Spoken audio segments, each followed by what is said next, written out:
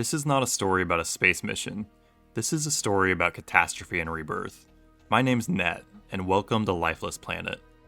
The protagonist, who we'll call the Man, is leading a team of 3 astronauts to a new planet, said to be brimming with life. A picture of the man's wife is in his space pod. He looks at it one last time before closing his eyes.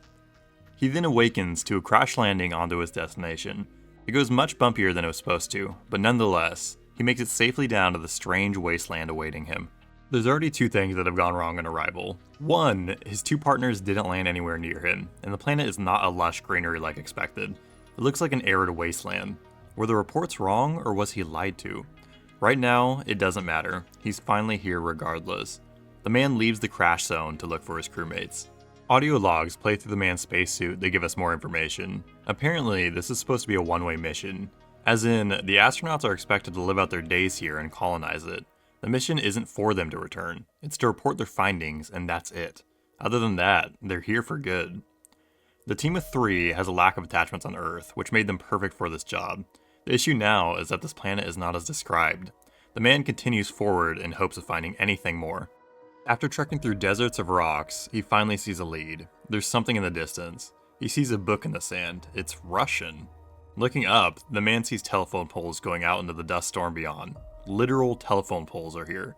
There's still no life, but if telephone poles are here, have people been here for years? The man follows the telephone poles to a town. People clearly lived here, but it's desolate. Roofs are broken. Nobody can be seen for miles. They had a town graveyard, but it's sloppily made, like bodies were buried in a hurry or something. The man goes to the only building left to explore here, and thankfully, the first bit of hope is found. It's his first crewmate. He finally found one of them. The crewmate is lying on the floor in blood, though. Something happened to them. The man hurries to give his friend some oxygen, and he talks to them for a bit. Before he can move them, something huge comes out of the sand. It grabs his crewmate and pulls them underneath quickly. Whatever the creature or thing is, it's too hard to make out what just happened. The man pulls away in fear. His friend just died right in front of him, before he could even blink. The shock takes a second to settle. It's time to move. There's a reason there's no people here, and that must have been the big clue. Way behind the town is a door. In the town, the man finds codes to enter the door. It apparently leads deep underground to a laboratory. The Russians were studying something here. That town must have been their rest site. The man enters the facility below. A large stone tunnel brings him inside. There's a bed here. It's out in the middle of the open. It's a hospital bed.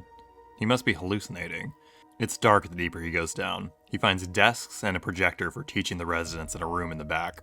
He finds an audio log from one of the Russians by the projector.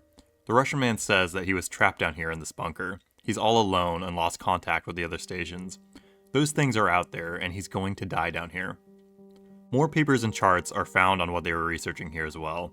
Apparently, a portal transported the Russians to this planet, and some sort of virus spread from alien life forms. That's a lot of information to take in, but it does explain what just happened outside. The man makes it to a last room where he finds a hospital room, but it's well lit. He hears a woman cry out, almost like a scream. It fades again quickly afterward. The man knows that that was a hallucination once again. He remembers that hospital room from Earth. It's one of his memories. His head must be messing with him. When the illusion fades, he finds green footprints. They seem to be glowing and look fresh. Now might be his chance to actually meet someone. The footprints lead on for a while. On the way, the man passes some green glowing rocks. It looks like the Russians were mining them. The footprints have the same green glow. At the top of a hill, the man sees a large twin-towered building across a bottomless ravine. A woman is standing on the other side, he's sure of it. She's slender and strange-looking. It's hard to tell from far away. The woman screams something incoherent at him in Russian. She then runs off. This is the first sign of life he's seen since landing here. That's one of the survivors. He needs to follow her, and quickly, before she's too far gone. He's not alone here. He follows her trail further. He passes canyons of man-made architecture and beautifully horrid scenery. It takes him a while to find anything of worth on his path. There are more glowing green rocks along the way. There are structures built by the Russians that need these rocks to be powered on. Apparently, these rocks are some sort of energy source, like gasoline is on Earth, but more all-encompassing. The man's mind flickers with stressful thoughts littered with his hallucinations. Words fly through his head as he continues. The way she used to smile, the kindness in her voice. She would keep going. I can't give up hope. Formulas and mission thoughts rack his brain at the same time. He passes a massive glowing gate with a strange energy surrounding it. On the other side of the landscape is something gruesome. There's his other crewmate, the one he couldn't find up until now. They're impaled on a sort of vine coming up from the ground. The Russian woman from earlier is standing over them. She simply runs off again on side of the man.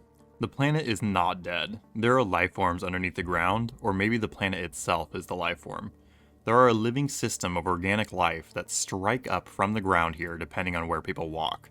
The man has to traverse around the ground strategically with his jetpack as to not be killed. It's sad to leave his last crewmate behind, but he can't lose track of the woman. She's his only hope to find out what's going on. Her feet still glow green.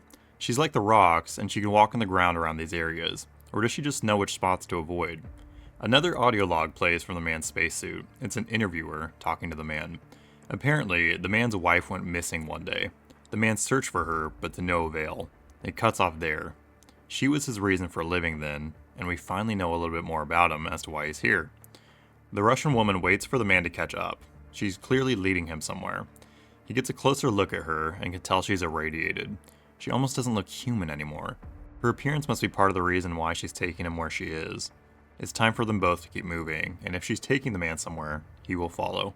It turns night from one landscape to another. The journey is far. There's organic life that changes quickly depending on the distance traveled. But most of this planet is craggy and dry. There's definitely different properties as to how living plants work here, but nothing too foreign that can't be understood. The man finally finds the portal that the Russians came to this planet with. It's ancient by this point, sadly. It's completely broken beyond human repair. Something occurred here that must have stranded the Russians here for good. That must have been when everything started going wrong. They were trapped on this planet, but one thing is certain. This portal was not built by the Russians. It was built by whatever life forms were here prior. The Russians came to this planet just like the man did on a scouting mission. They found out how to use the green matter to operate the portal and go back and forth from Earth and here. Regardless, this is not the man's way home. This isn't a good sign for his future survival, and his oxygen is running lower and lower. The man comes to an ornate alien structure next, still following the woman. It's gargantuan. It looks like it opens another gate. He knows how to use the green rocks at this point to fuel these structures, but these structures he's been seeing could not have been built by the Russians. These are from a different life form. At this structure, the man finds a note. It's from a Russian researcher. They were studying the green matter. They say using the portal to get to this planet and using the green energy in tandem with it caused an explosion. On top of this explosion, they think this is what caused the planet's life to become aggressive and attack them. Either that or the planet itself was becoming hostile for their experiments here. There's one last key detail. Apparently, this researcher had some faith that a woman might be able to save them all from their imminent doom. Whatever that might mean, it's too vague to jump to conclusions yet. Beyond the next gate, the man's head continues to flicker with those words again. She would keep going, the way she used to smile, the kindness in her voice, I can't give up hope. The man's wife, whatever terrible tragedy happened to her, spurs him to continue. She must be the reason why he didn't mind coming to an alien planet alone, why he didn't have any attachments back on Earth. We're coming closer to where the woman has been leading us now. A desecrated house rests above a large meteor site. By this house is another note. It's another Russian researcher blaming themselves for what happened here. He says that they deserved this for harming the planet and abusing its resources instantly on arrival. Humans weren't meant to come to these outer planets for this very reason, he states. He's clearly on the edge of death and very regretful. Another note is found on the porch of the house. The researchers think the green moss was a source of food for the planet, and they started taking that away from it. It not only started killing the planet, but took away their own oxygen as well, exploiting the life here.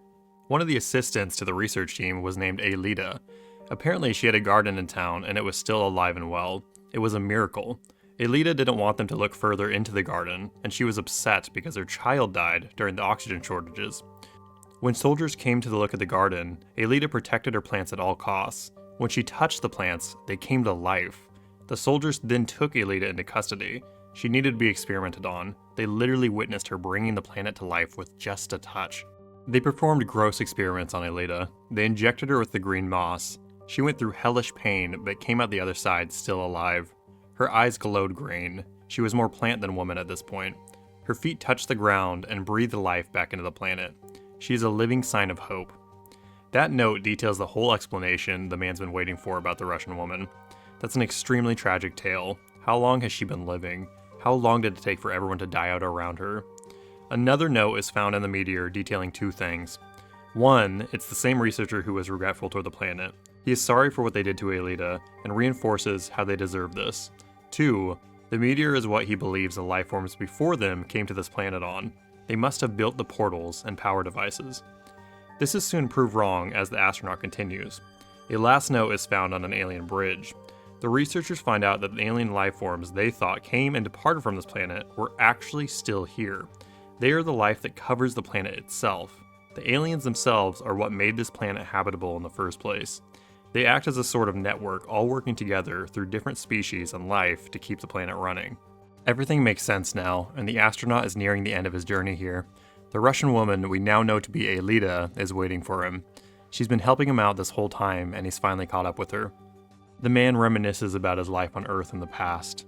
He had finally found his wife after she went missing. He was searching for her for days. She had fallen off some rocks while hiking and was lying unconscious near their home. She was covered in leaves, and a strange green moss had grown at her feet. As he's thinking about this, things begin to float in the air. A large root monster comes up from the ground, and he tries running to Aelita in time, but it's too late. He falls into a cavern below. Everything goes black. He awakens back in the forest by his old house on Earth. His wife's thoughts echo in his head. Why did you leave me all alone here? He sees her on the ground, just lying there in front of him. The man left Earth after she had fallen comatose. He wasn't sure if she would ever wake up again, so he ran away and took a one-way ticket to a new planet. He just ran.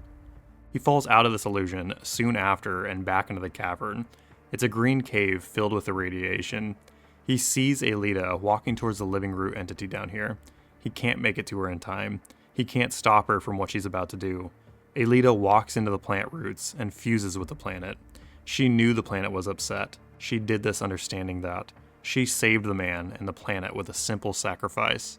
Was this her goal all along? The man says that he'd like to believe she's more at home, giving life to things rather than watching things die here. The man can only do one thing now. He lets Aelita live as the planet and accepts her choice. He continues in hopes of anything. Outside of the cavern is another portal, but this one might actually work. A note tells that the portal from before was the arrival portal, and this one is the departure portal. Did Aelita know this? Did she lead him here to save him this whole time? The note continues and tells that time works differently here. A week here was a month on Earth, and the travel time to and from the planets added years to it as well. The Russians knew that they had created a living death trap with the arrival portal, and people who traveled through it would die after too much misuse. The Russians never wanted to use the departure portal in fear of an instant death. Instead, they chose to rot and live on this planet. But the man didn't care. After Aelita's sacrifice for him to get here, it was time to face his life and not run anymore. The man chooses to walk forward, entering the portal. On the other side is the same cliff his wife fell off of on Earth. He's back, and here of all places. A last audio log is the man himself talking. He says that he kept his wife on life support at the very end.